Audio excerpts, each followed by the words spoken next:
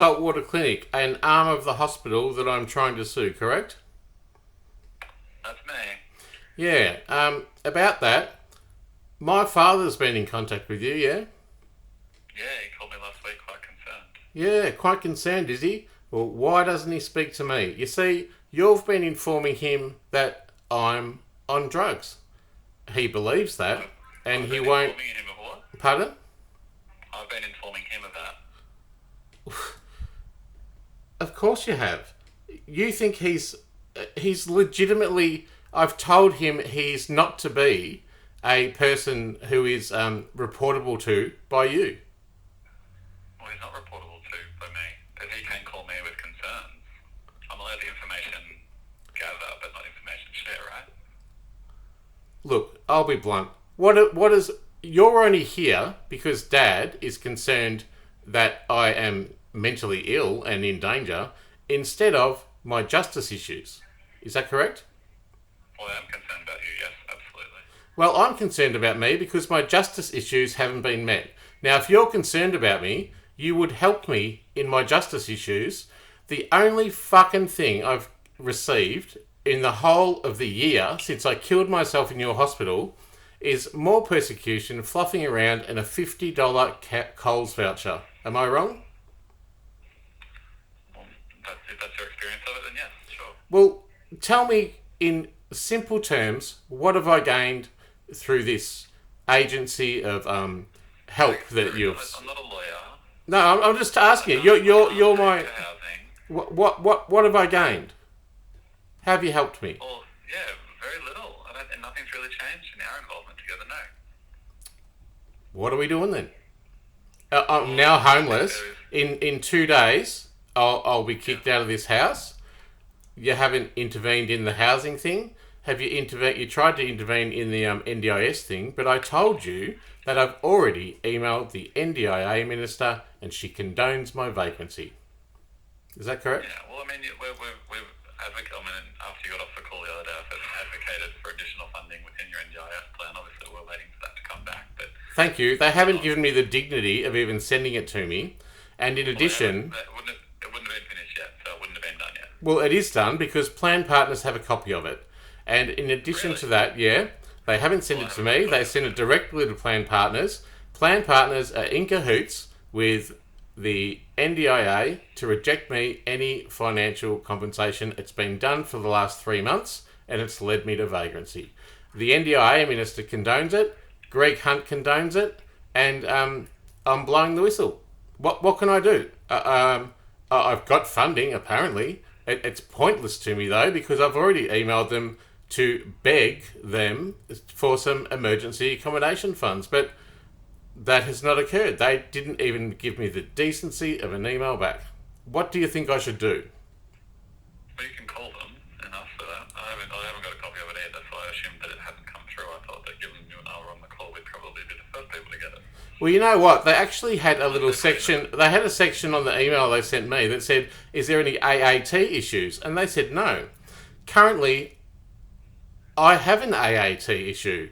It is a matter of over probably $1.5 million TPD claim that the NDIS is supposed to acknowledge in their system if I have any AAT cases. They said no. Can you ring that woman back, because I've already emailed her, and say I have an AAT case and it is against human justice and equal opportunity for people with a disability to have access to justice and legal issues, because apparently they won't listen to me. You there? Yeah, sorry, I lost you. I couldn't quite make that out. Well, I'm just saying the legislation of this government enshrines into law that people with an apparent disability or brain injury or whatever have to have access to litigation. The NDIA have emailed me with a plan that I can't access, and they said on the form, has he got AAT cases? And they put no. However, we all know that I do have $1.5 million AAT case currently pending. They're going to take it to a hearing, and I'm going to be doomed. I thought you said that had already happened and it was over. Are you saying you are condoning me losing millions of dollars and you haven't intervened? I'm just asking because you told me It went through to another meeting in which I still didn't have representation, and now it's going through to another one. So which lawyers have you spoken to, Richard? What? Which lawyers have you spoken to? Which lawyers? Which lawyers haven't I spoken to? I did Carbone yesterday. I did other ones. And what are they saying when you call them? They know who I am. I'm clusterfuck, mate. You are an agent of a boss you won't go against who is condoning my suicide and the government cover-up of that by the Ombudsman. And even Stevenson said, you can sue me directly and personally, knowing I can't go to the police, I'm a failed whistleblower, I have no voice, and I can't get litigation. I haven't had litigation in the past 20 years. I haven't been able to access anyone. That is because I'm character assassinated. How many times do I have to say this? You can't help me, Kade. I don't know the specifics of the Dean Stevenson stuff that you speak of. Okay, I haven't seen the letters and things and the interactions that you've had, but is it safe to assume that you've tried attempted to sue Mercy and then that has been unsuccessful? No, it hasn't been unsuccessful. I haven't been able to get a lawyer, or I can't report it to police. I can't report my own death with an agreed illegal contraband that perverts human dignity and is a conspiracy to pervert the course of justice, and in addition used an illegal contraband, and the government condones it.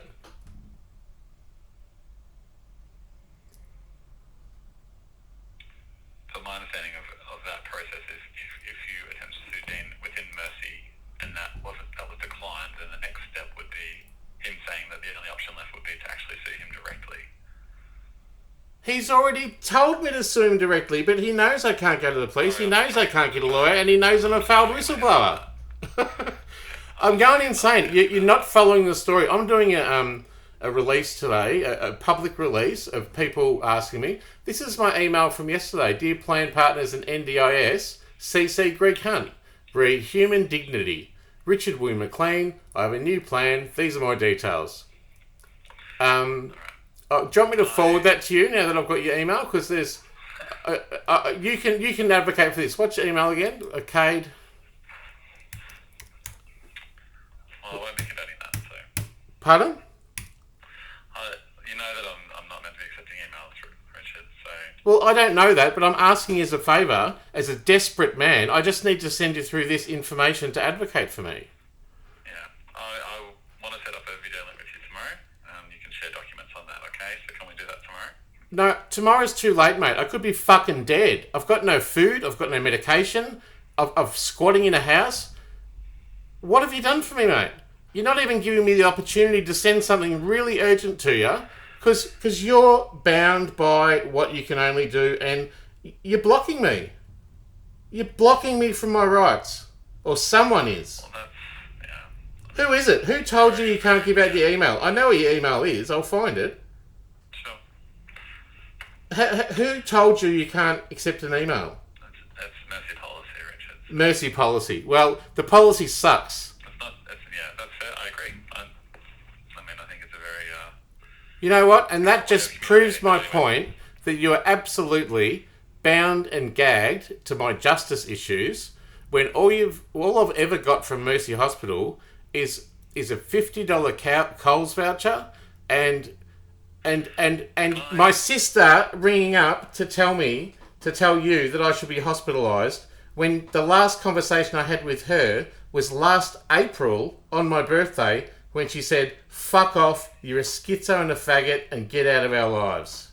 And that stupid fucking psychiatrist comes to the door, I'm chilling out, having a beer, and they fucking put me in hospital because of my cunt family. That's what happened.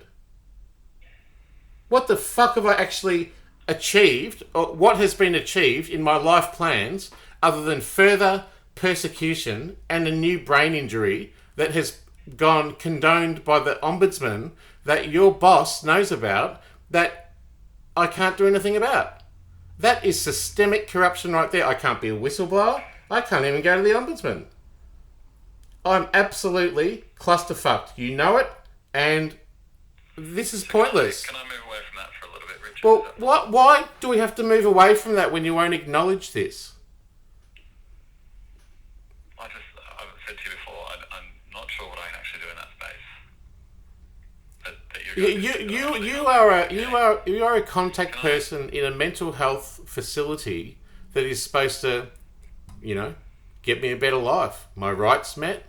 There is actually disability discrimination law which says that I must have equal access to litigation. That's enshrined in law. And as a public person, as a part of a public systemic organisation, you are bound by that legislation, but you refuse to act to get me that help.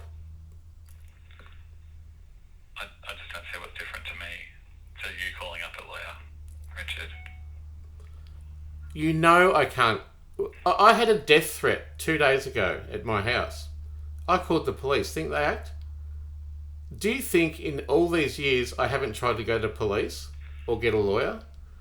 Do you really think that? Well, no. I just don't know where I can be different in that space.